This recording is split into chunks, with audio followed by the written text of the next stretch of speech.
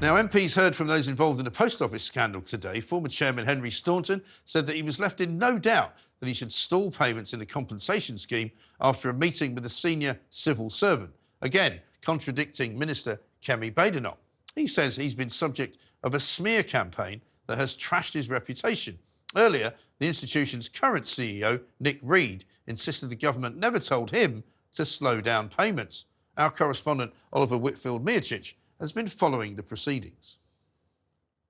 Mike, despite everything that has been said previously about wanting to get justice for the sub-postmasters and sub-postmistresses who were wrongfully accused in this huge miscarriage of justice by the post office, it seems that there's even more bad news down the line for those hundreds of affected former workers. Today they were told not only that the compensation scheme is going to face probable delays of potentially 1 to 2 years, but that the costs of that compensation scheme for us, the taxpayers, is still going to go higher than the £1 billion that has been set aside. We heard from 3 former postmasters who were telling us just how difficult it had been for them even to get started with putting in their compensation demands, how they had been not believed by their communities, having to get bank loans, raise funds from their credit cards, all in a bid to pay off the debts that never existed and which the post office was wrongfully chasing. Then when they go to put in their claims, they've been told that they've got to go to the post office to get information from them. 45% of people who've gone to do that are still waiting for that information. They then got to try and get information from their doctors. They've got to prove the financial losses that they're suffering, and all of this at the same time that they just want to get their lives back on track. The person that we probably most know in all of this is Alan Bates, who was front and centre in that ITV documentary, who's also been front and centre in trying to get justice for all of the former sub-postmasters and sub-postmistresses. He was asked today how they can fix a problem like the post office, and he certainly wasn't backwards in coming forwards with his ideas.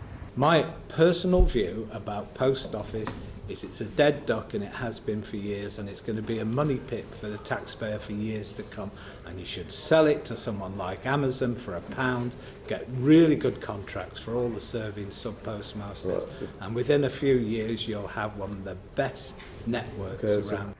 Mike, Amazon says that it will not be commenting on that, and nor, it seemed, did the 3, 2, 1, take 2, 2, 1.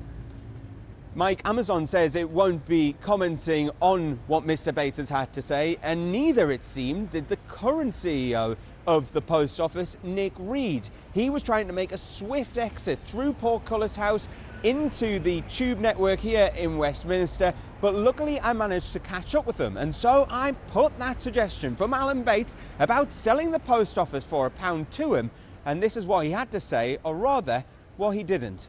Do you agree with Alan Bates that the post office should be sold to Amazon for £1, that they'll do a much better job than what the post office is doing? Why is it taking so long to get compensation to the victims, the sub-postmasters?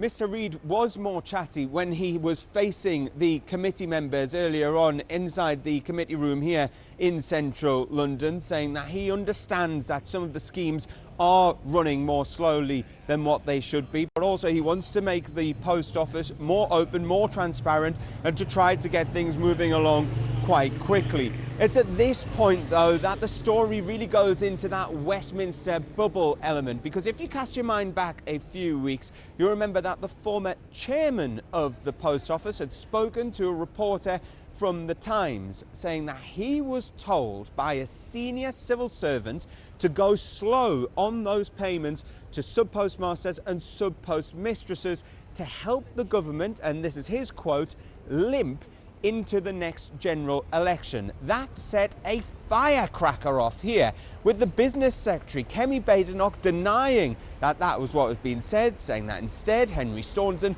had been sacked because of investigations that were into him. In the ensuing weeks, what we've had is a he says, she says blame game that's been swirling around with documents provided by both sides. Well, today, when Henry Staunton was giving evidence, he stuck by that story, refusing to budge away from it, and then added fuel onto the fire, saying that Nick Reed had been unhappy with his pay at the time that he was working at the post office, demanding a pay rise on at least 4 occasions or threatening to leave, something that he then went to speak to Grant Shapps about, who was the minister in charge at the time, who said no, that was not the case. And then to just throw an extra few grenades about, he then said that Nick Reed himself was the subject of an investigation by Human Resources. Nick Reed, though, for the matter, says he was not pressured by anyone in government to delay that compensation payout to the sub-postmasters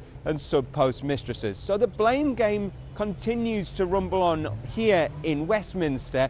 All the while, we've got the affected people who've been chased by the post office, hounded through the legal system, put in jail in some cases, and in tragic cases, people who have died from that. Their relatives are saying that they need to have quicker access to the money. The system needs to be less bureaucratic, it needs to move faster, and they need to be heard now. And I think it's this part of the story, the human struggle, the absolute terrible things that all of these people, the hundreds of people who've been caught up in this post office scandal, that's the part of the story that people will identify with most.